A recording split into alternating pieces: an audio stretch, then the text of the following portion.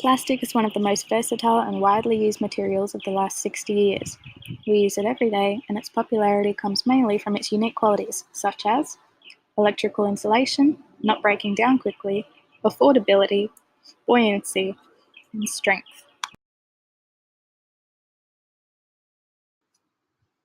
Plastic is also everywhere. It's in our kitchens, it's in our food and drink containers, and in some cases, it's even in our body. There are many benefits to plastic and its consumption, but its production and disposal are cause for great concern. Plastic has detrimental impacts on almost every aspect of the environment. It causes harm to animals from entanglement, ingestion, and poisoning, can leak toxic chemicals into the environment, and release pollutants into the air. There are somewhere around 5 trillion pieces of plastic in all shapes, sizes, and types floating on the surface of our oceans, being carried by ocean currents and wind patterns into vortexes of trash and debris, known as offshore accumulation zones. During my investigation of this topic, I found a lot of interesting and surprising information regarding the pollution of oceans by plastic products.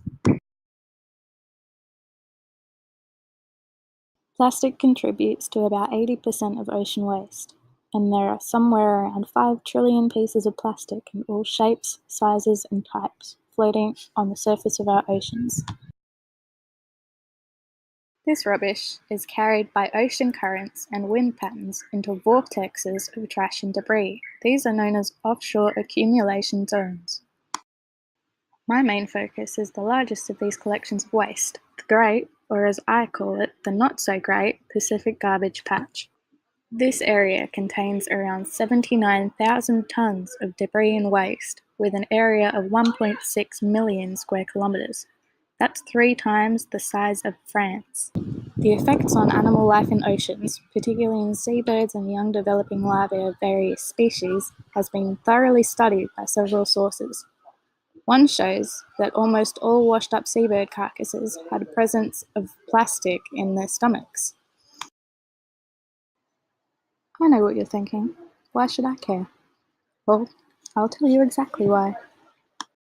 You should care because there are animals dying as a direct cause of human consumerism habits, and the disregard for environmental conservation is becoming more and more of an outdated and dangerous view.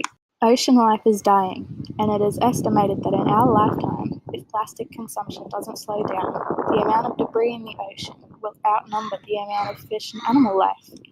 We need to do something.